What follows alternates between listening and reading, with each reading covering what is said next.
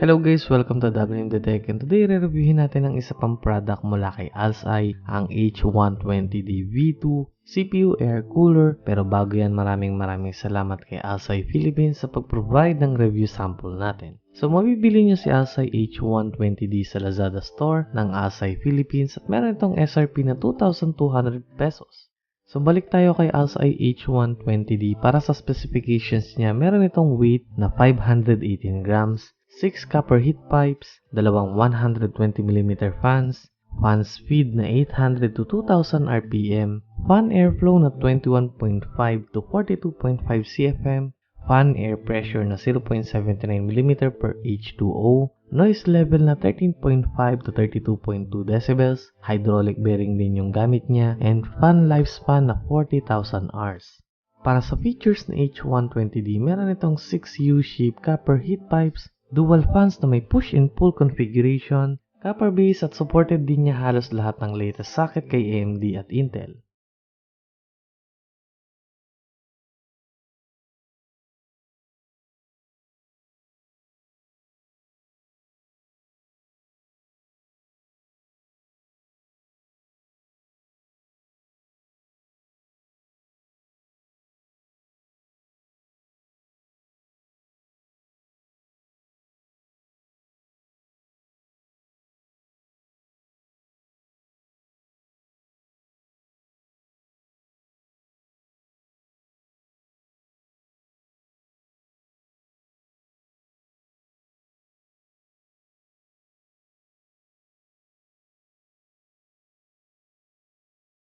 Wala din tayo naging problema sa build quality ni H120D. Yung design ng aluminum heatsink niya is hindi nalalayo sa ibang coolers na nahawakan ko.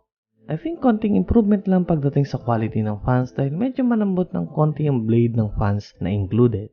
Pagdating naman sa installation, meron tayong detailed manual instruction at lahat ng accessories na kailangan nyo para kay Intel at AMD. Unfortunately, medyo mahirap siyang ikabit lalo na sa AM4 socket, so kung first time nyo magkakabit ng CPU cooler, make sure na humingi kayo ng payo sa ibang may experience at magpatulong. So diretso na tayo sa cooling performance ni H120D. So itetesting natin siya on open air scenario para mas makita natin yung cooling capability niya. And para matesting natin siya, gagamitin natin yung main PC ko na may Ryzen 3 3100 at itetest natin sa H120D on stock speed at overclock to 4.1 GHz. Dito sa test natin, ginamit na rin natin yung T9 Plus Platinum Thermal Paste ni ASI.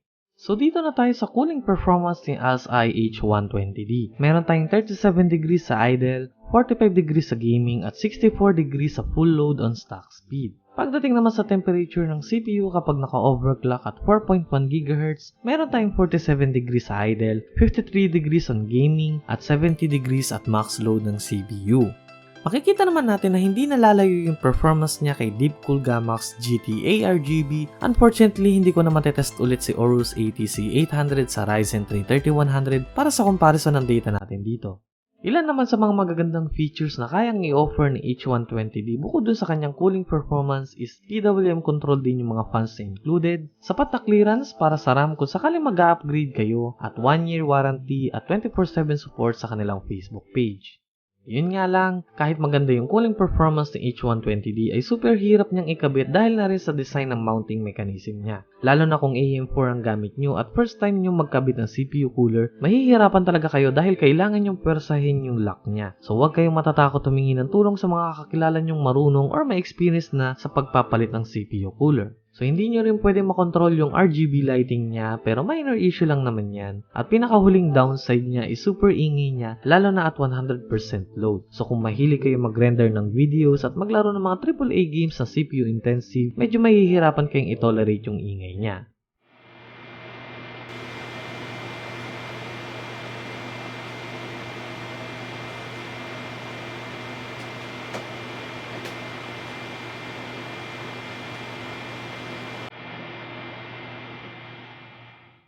Overall, pagdating sa cooling performance, halos konti lang ang pagitan niya sa ibang mga budget CPU cooler kagaya ng sa Deepcool. Pero hindi ko nasubukan yung stock thermal paste, so i-update ko na lang kayo sa article review na gagawin ko para kay ASI H120D. Para sa akin, recommended si Alsai H120D para sa mga low to mid-range CPU at sa mga walang issue sa mga cons na nabanggit, lalong-lalo na kung kaya nyo magpalit ng CPU cooler. So ano masasabi nyo kay Alsai H120D? Sulit ba yung cooling performance na kaya niyang ibigay kahit medyo hassle siya i-install? Comment down below kung anong palagay nyo dito, or kung meron man kayong H120D, i-comment nyo din yung experience nyo sa CPU cooler na to. And that's it guys para sa ating unboxing and review ng Alsai H120D. Again, maraming salamat kay Alsai Philippines sa pag-provide ng product na to. At huwag niyong kalimutang suportahan ang ating channel sa paggamit ng Lazada affiliate natin, mag-like, share, and subscribe sa ating channel para updated kayo sa mga susunod nating reviews. And as always, happy gaming!